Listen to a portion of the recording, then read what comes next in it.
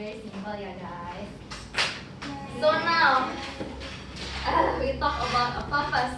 Let me ask you, who in this room already know the purpose in your life? Whoa, 1, 2, 3, praise God. 4, very good.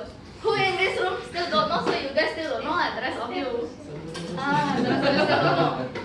Okay, I would like to ask those who don't know your purpose, what is actually the challenges that you face in finding your purpose in your life? Okay, you can take 30 seconds to think about it. Those who got answer already can tell me. So what's the challenges? The first one. So are we reflecting now or are we answering? You can answer. There's some who never raise up your hands. Who never raise up your hands? Those who have. See the recording. The first challenge is we don't know. Don't know. Uncertainty. And uncertainty, okay. Reta, you seem very uncertain. Challenge Reta. The 30 second finish already. No challenges, yeah. Too many possibilities. Okay. What else? I cannot see any possibilities. Or blind.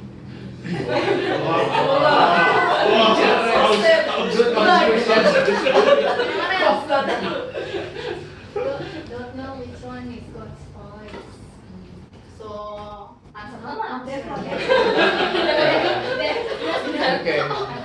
Okay. Deaf. Miss Deaf, right? No opportunity.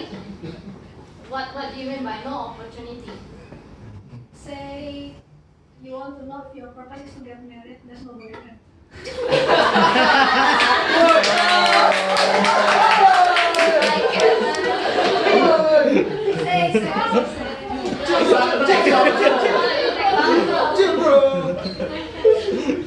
Okay, so these are the challenges.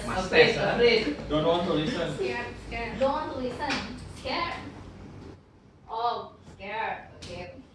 So don't want to listen. Then, Oh, your handwriting can be smaller. oh no, Cannot see. cannot see. Cannot see. Oh no. This is like So listening to one last call. Anyone else? No.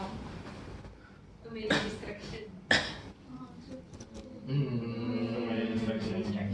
Oh, okay. Can. Okay, sure. Okay. Okay, we stop here first, yeah. Got too many challenges already.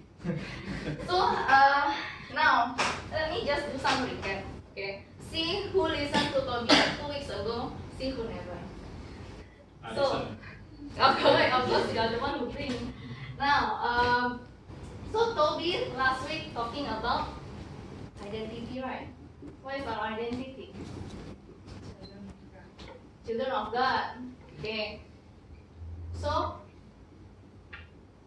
identity comes with responsibility. Okay. So, what is the so-called responsibility that God invites us? To be a what? To be a what? Ayo, good. Redeemer. Sorry, I have Do you know why it's called Redeemer? And do you know why it's called Redeemer? Oh, okay. So basically, we are invited to partake, okay, to partake in the action and also suffering, okay. Sorry, it becomes worse and worse. Okay, can. Very good. You guys listen to Toby. Then there are 4 actions that Toby invites us to do. What are they? 4 actions. Those who attend CG last week, you guys must know. What? Grateful. The second point, right? What's the second point? Be in order. No.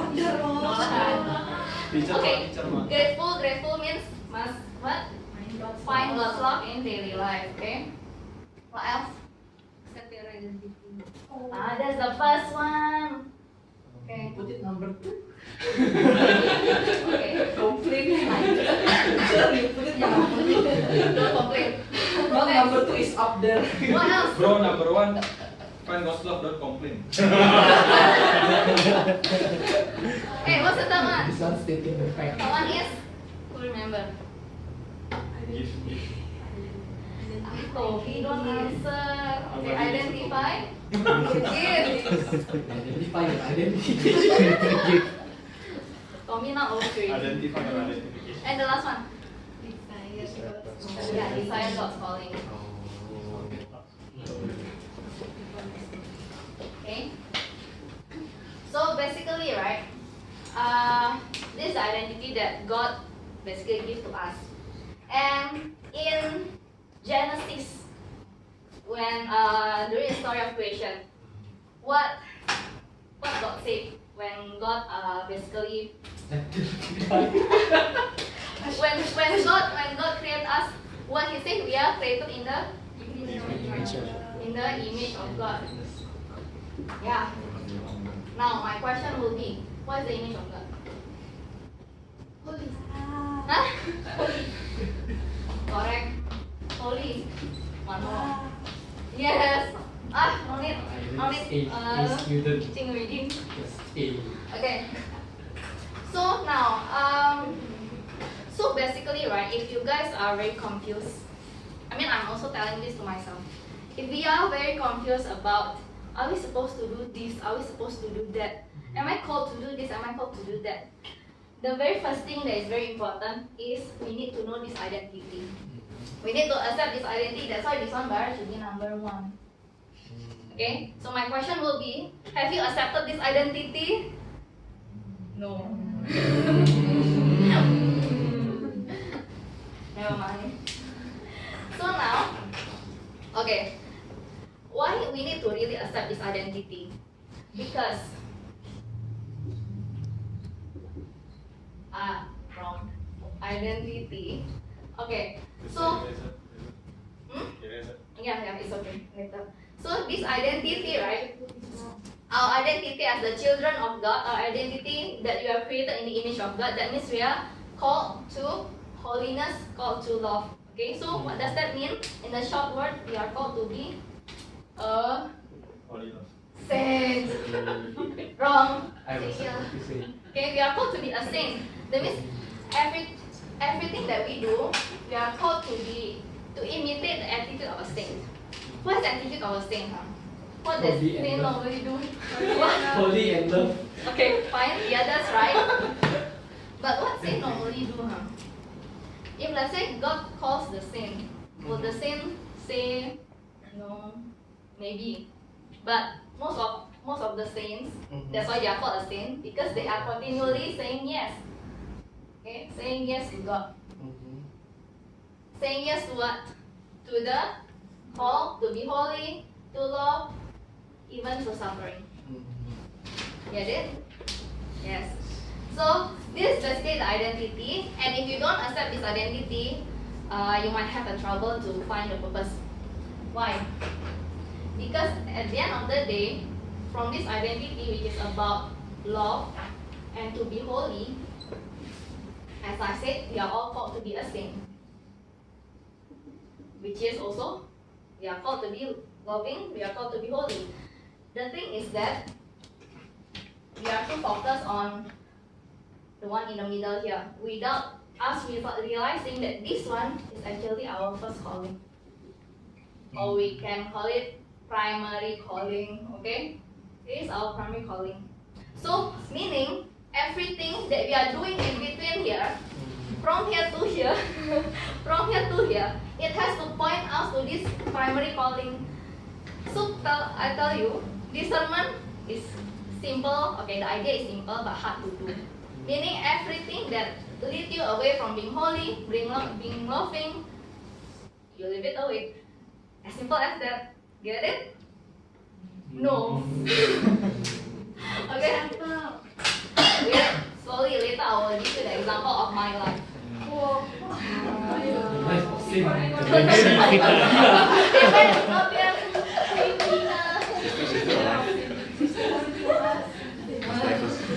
Okay, anyway. So the one in between here is basically the one that we are so confused right now. Okay, this one right is actually consisting of our special purpose. Why is it called special? Because we are created differently with different gifts, with different different callings, and this leads us to two things, which is our secondary. Normally, teachers will put secondary like this, and tertiary calling is like that. Okay, it leads us to these two. Okay, so do you know secondary calling? Which one? What is considered secondary calling? Okay, I would love to point out someone. Ronald. Maybe. What is secondary calling? What considered as secondary calling? Vocation. Yes. Okay, so it's our vocation. Alright, it's our vocation. And this one is basically our daily life, including our works. Yeah. Okay. So, you know water waves? When I was in, although I'm a math teacher, I also know science. Okay, thank you all. You're shining teacher. Okay, you know, this one I'm trying to draw water waves, ripples. Okay, you know ripples? Yeah, I can draw. Okay, you know why I draw these ripples? Because, this one is the outer circle. This outer circle is our primary calling. This one is our secondary calling. This one is our tertiary calling. What it means is that for those who have found your purpose, or maybe for those who have gotten married, you guys will realize that anything that happens for you in the process of finding the tertiary calling will help you find the secondary calling, which leads you to your primary calling, which is to be a saint. Okay, later I will just share using my own experience. Okay, now the thing is that this one is always, meaning this one confirm, never change. This one, of course, is stable lah. I mean, if you got married, then your calling is there, it's stable, unless you choose to change. I mean, you can do that, but of course you don't want to do that. Then this one is this one is keep changing, keep fluctuating, and the one that keep us confused is actually this one. Okay? But right now I'm confused about this also lah. So you might be confused about these two, right? Pero. Number 2, once you answer, cannot change. What?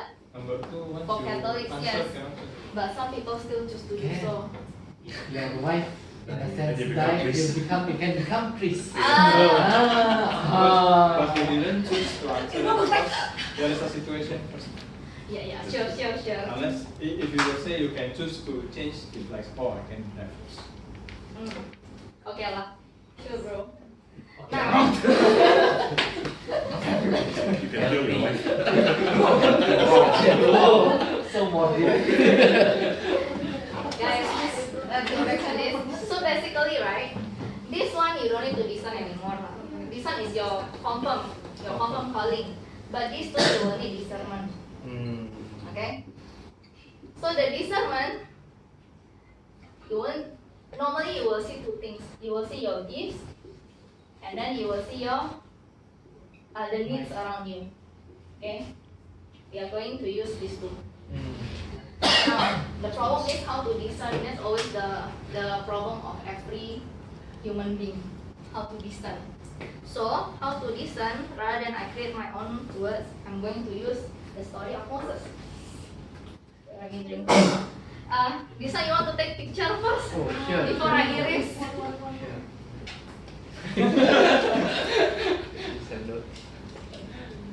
Somebody need to hold for me now. Oh, hypertrophy. Now secure. This one cannot move one. Done?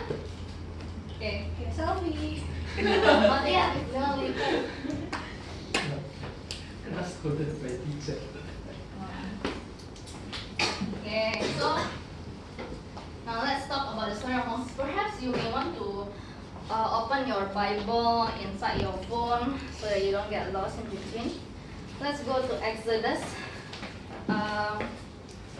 chapter 2 verse 11.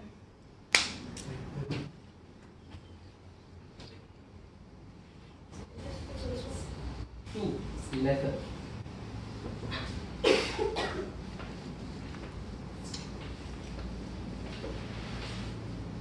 Okay, I'm going to use quite many parts in this Exodus so that you can see what happened to Moses and the Israelites.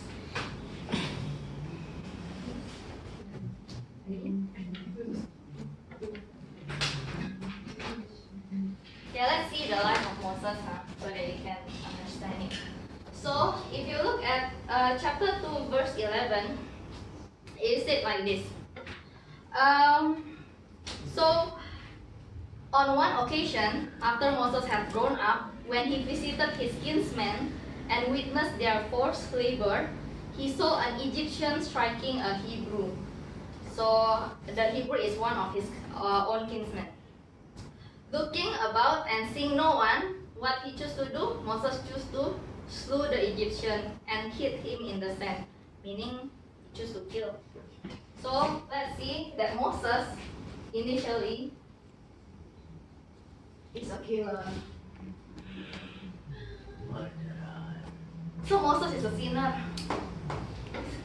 It's even perhaps worse than most of us. I mean, we don't kill, but Moses kills. Okay, so this is basically what happened to Moses, and then after that, after some time, he actually chose to fly to Midian, to go to Midian. Okay, and in the story it said that in Midian, Moses got married, and then basically he became a shepherd. How do I know that? Because if you look at chapter 3, okay, let me just read for you chapter 3. Wait, let me read for you. Okay, meanwhile, okay, you can open. Meanwhile, Moses was tending the flock of his father-in-law Jethro, and when he's tending the flock, what happened? He basically see the burning bush. So this burning bush is actually the Lord appeared to him through the burning bush. So what happened is that he became a shepherd, and then he saw burning bush. Okay, and when he see this burning bush, the Lord speaks to him, and the Lord speaks to him, say that basically Moses, Moses, and then Moses say, here I am, Lord. And the Lord says that I have seen the affliction of the people, my people in Egypt, meaning the Israelites in Egypt, and basically the Lord needs someone to bring the Israelites come out from the Egypt. So from here, what can we see? From here we can see that in whatever state that you are in right now, be it you feel that you have many attachment to your what does it called, sins, to your sins, to your habitual sins and anything else, but the Lord still called, and Moses is already the proof. So the Lord basically accept you for who you are. And I want to point out to this one. Now, basically the Lord called Moses when he was shepherding. So the Lord does not call Moses when he was like praying in chapel or whatever. The Lord called Moses when he is working in the daily life. So what does that mean? God calls us in daily life. That's why 2 weeks ago, Toby tell us try to find God's stuff in our daily life. That's how it links. Correct, Toby? Yes. Okay, so that's why we need to find God's love in our daily life. Meaning you don't need to wait until the Lord, brings you to prayer, the Lord meets you in chapel to speak to you. Try to see God in daily life, and the Lord will speak to you. And now, what happened is that when the Lord actually called Moses, what Moses said. Let's see. Okay, let me see. God called Moses. Who am I? Okay, yeah. So basically, Moses said, "Who am I, Lord?" Basically, he said that he is not a good person who can speak fluently. He is not that kind of person. So Moses feel basically unequipped. Moses feel unequipped. However, in one of the verse here, which is in chapter 4, verse 2, the Lord told Joseph like this. The Lord therefore asked him, "What is that in your hand?" So the Lord asked Moses, "What is that in your hand?" And Moses said, "A staff." So this staff is actually like a walking stick, used to walk, but also used as a tool to shepherd the sheep. So when Moses feels unequipped, God says, "You have the staff. You have the staff." So from here, what can you see? Many of us, right? Last year, those of you who are here, Brother Nikolai actually tell us that we often feel like live in scarcity. We often live in scarcity, meaning we actually have so many things in our hands, in our lives, but we always look for something big, in order for us to do a certain mission, without us realizing actually God used what we already have. So God used our current talent or gift. Okay? So what does that mean? It means that you will not know what is your current talent, what is your current gift, if you are not living in the present. If you are always looking for something else, if you always grab, you won't realize what you have right now. So that's why we got to be in the present. Okay? And that should be the attitude of discernment. You got to be in the presence. You see what God have God given each one of you. Okay? Be in the present and also observe God's movement. Okay? So basically this stuff, if you continue reading this Exodus, this stuff is God used the stuff to change it into a serpent, and then as a proof to the Egyptian that basically God is present. So God used this stuff for many things, and God also used this stuff in one of the later verse to basically change there's a rock, and then the Israelites are very thirsty, so Moses used the staff to just hit on the rock so that the water comes out. So God can use his staff here to do many things. Okay, and if you notice, he is using what he already has, which is he become a shepherd. So last time he is shepherding the sheep, but at the end of the day, God calls them to shepherd the Israelites. So it's really amazing on how God works in his life. Okay. Right. Okay. Other interesting thing that I see from here is that in chapter 4, verse 10, Moses say like this. Lord, if you please, I have never been eloquent, neither in the past nor recently, nor now that you have spoken to your servant. I'm slow of speech and tongue. And the Lord says like this. Oh, before the Lord says this, Moses actually said, Lord, send someone else. The Lord said, Moses said that way. Send someone else, not me. But what the Lord says, like this. Have you not your brother? Basically, the Lord say, you don't know me, your brother Aaron, the name is Aaron, a Levite. He is an eloquent speaker. So I'm going to give this Aaron to help you. So when Moses feels that he's inadequate, other than the Lord used what he already had, the Lord also used Another stuff. another staff. Yes, exactly. Because Aaron has another staff. Correct. Stuff as an officer. Pun Yeah. intended. God used Aaron, who is an how do you Aaron? Eloquent stuff. Eloquent like this. Yes, Yeah. correct. Yeah. I'm a math teacher, not an English teacher. So God used an Okay. So what can we deduce from here? God also sent helper. Oh. Isn't it? Okay, I'm not done. You guys still with me, right? Not sleepy yet? Very good. Okay. So, just to cut the story short, basically, this Aaron and Moses go to Pharaoh. Pharaoh, right? That's how you spell it, Pharaoh. And basically ask Pharaoh to let go of this Israelites.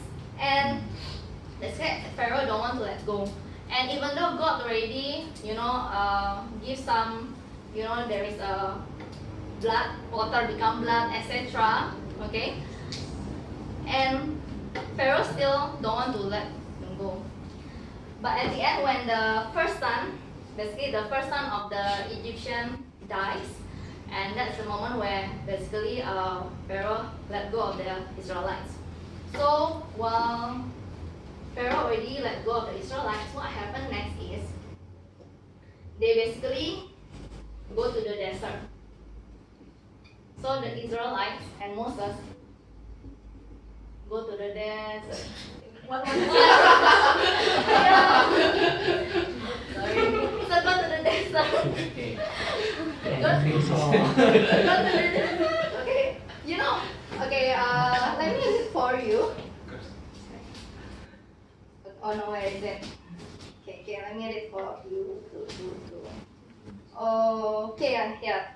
So chapter 13. This one is chapter 13 anyway.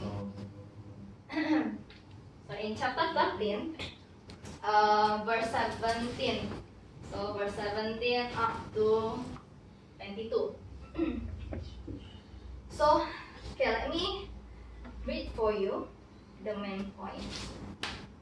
So basically, now when Pharaoh let go of the people, God did not lead them by the way of Philistine. Philistine is the Palestine right now. Palestina. Okay. So, but God chose to lead them through this desert. Although Philistine is actually shorter way. Okay. So it's interesting that the desert here is actually a longer way than Philistine. And it's interesting to know why actually God led them to Philistine, and it's written over here. Okay, for he thought, meaning for God thought, should the people go to the Philistine, basically they will fight. They will fight with the people of the Philistines. So apparently Israelites and Philistines already have problems since long ago. Okay, so this one is basically to prevent fight. Okay. So from here, even you can see that sometimes God brings us to a long journey. God brings us to a long journey. Why? Because without we knowing, because we cannot see, we don't know the mind of God. But God knows that the short journey can prevent us can prevent us to loving. So there is no loving, we are not holy. Why? That's fine. From this story. Okay? So we got to trust that when God bring us to a long journey, it's because God wants us to bring us to this holiness and also to be a saint lah. Okay? And yeah, it's amazing how God actually lead them, because God lead them to this basically in the desert. So God leads using column of fire and cloud. It's like a pillar of cloud and pillar of fire, meaning in the afternoon, God give a pillar of cloud. In the evening, God give a pillar of fire, whereby if these pillars move, the Israelites will also move. But if these pillars stop, the Israel will also stop.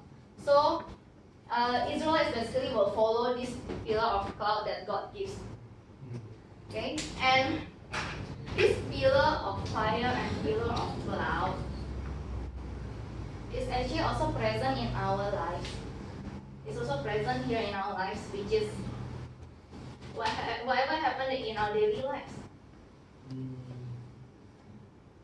If you are observant enough, I mean, if we over here, it's very obvious that there is pillar of clouds, pillar of fire, but of course in our daily lives we need to observe more, because apparently God doesn't show His presence as obvious as this. Okay, that's why we got to be observant. Go back again to this, observe. Any question? So far no question, yeah? Okay, so basically this pillar of fire and pillar of cloud will be present along the journey of Israelites. And yeah, at the end of the day, if you read further, maybe later you can go back home and read the Exodus, you will see that despite of all this, the Israelites still grumble. Why still grumble? Because there is no water, because there is no enough food to eat. But what happened? The Lord always provide. The Lord use the staff of Moses to basically give out water from the rock, and also God give the Israelites manna from heaven. Okay, so God always provides despite of grumble like us. Okay, so basically from here, it's very simple. Okay, God already showed us this story of Moses. I actually haven't read everything until finish, until these Israelites reach the promised land, because basically God bring them to the promised land. Promised land is the Canaan. You know this Canaan? Yeah, this one is the promised land. This one is the destination. Yeah, just like our destination is to heaven lah. But it takes so long. Israelites takes like 40 years. So you guys, okay, most of us, no, all of us, okay, haven't lived until this age, right? So it's okay, it's fine, doesn't matter, understand? So if they, at God's time, basically, we will reach this promised land. You say that we can happen in 40 years. Yeah? I asked not yet, right? 40 years. I also forgot. Okay, so Not bad. I think what happened is that the main point of this is this one. First, accept who you are first. Basically what I read in red mostly. And then find yourself in the daily lives. This is casualty. No, that one is a no. This one is no. Okay.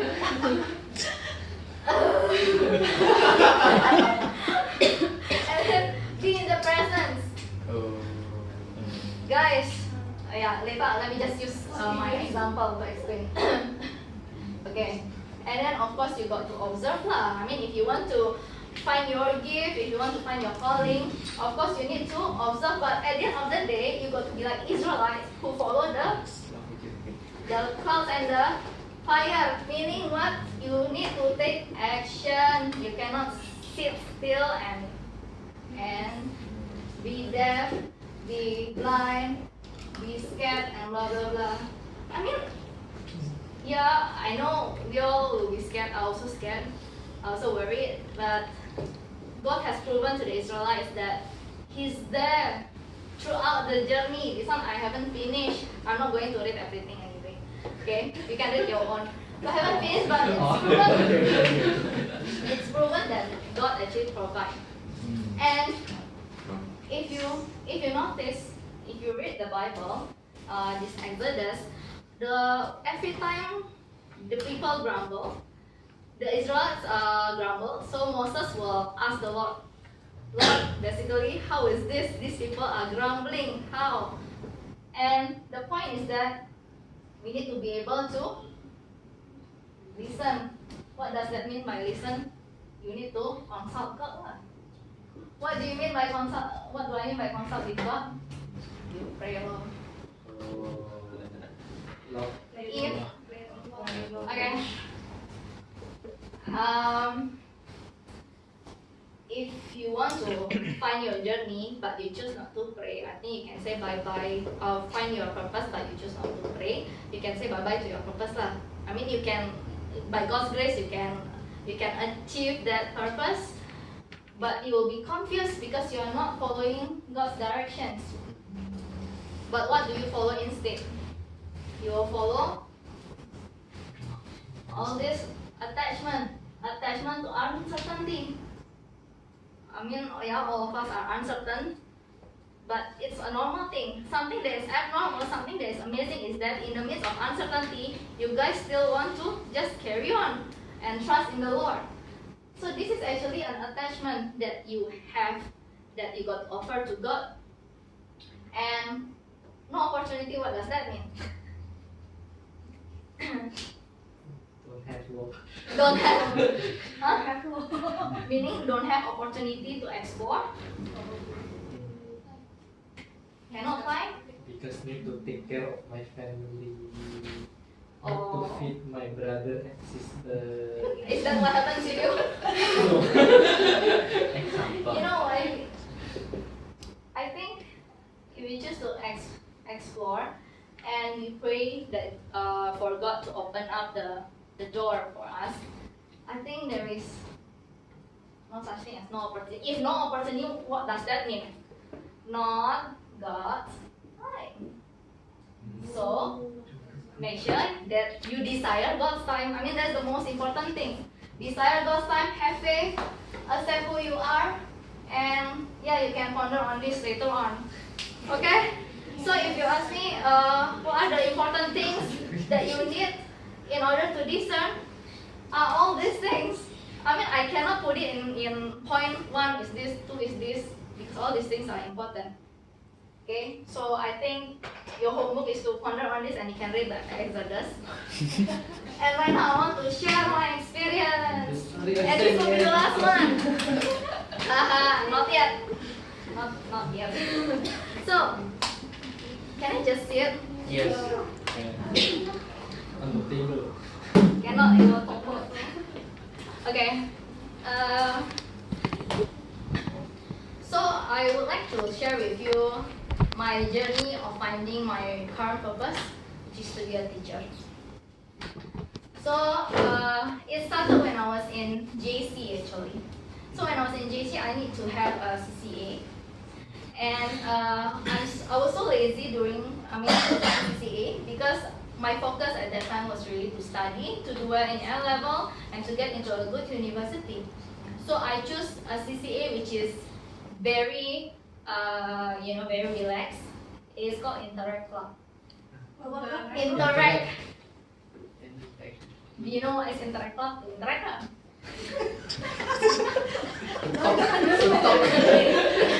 Okay, but Relax. so interact with who? So when I joined, basically we are invited to teach underprivileged students. Meaning this group of students, primary school students, they actually don't have enough money to have tuition, and but they need help because they are very weak. So at that time, okay, I just joined for the sake of having the CCA hours. And when I joined, I realized that, one thing is, they are quite cute, but that's not the most important thing. The most important thing is that when I teach, I find out that, oh, actually, when I teach, they can understand. Not bad. Not bad. And the second thing, primary school students, they like to talk, they like to share many things, which is not necessary. But as I listen to them, as I talk to them, and it seems that they enjoy talking to me as well. And it's amazing because I have not encountered with this kind of little kids before. So over here I can see that, oh, actually there is a fruit in what I do. And at that time it happened to be a quick one, not like what Toby experienced, which is, praise God. And What did you experience? What did you experience, bro? Toby said just Praise now. God. No, Toby just now said about the book that you lent to your friend. Oh. Listening. So far, we are confused one here. Yeah, this one, yeah. Because For like- mine, it takes several Like what months, Toby experienced, which is praise God. I don't just We are best anxiety. Okay, next. So basically from there I start to have the desire to teach, and I feel that it's quite a life-giving experience because I'm teaching an underprivileged student. I can make a change in their lives. Praise God. Praise God. So okay, as time goes by, I start to choose direction for my uni. So I put 3 choices. I put first chemistry. Second is math. Third one is NIE. Why I choose NIE? Because I think not bad. Teaching is not bad. Why I choose chemistry? Because because the thing is that I actually like math, but I choose chemistry because I see that there is more chance to work as a chemist. Because that time I see that being a chemist is a very cool thing. So I have these 3 choices, but I end up putting the chemistry as first choice. Why? Because with consideration, if NIE, if let's say in the future I don't like to be a teacher, I need to switch. I cannot switch to other direction. Because when I go to NIE, I can only teach. But when I go to chemistry, I can teach, I can become chemist, etc. So to cut the story short, I end up getting into a chemistry, NTU chemistry. And during the NTU chemistry, I actually don't enjoy the studies. My marks, okay lah, I can graduate, but I noticed that, actually my math marks is higher than my chemistry marks because I take some math modules. Then I start to see, I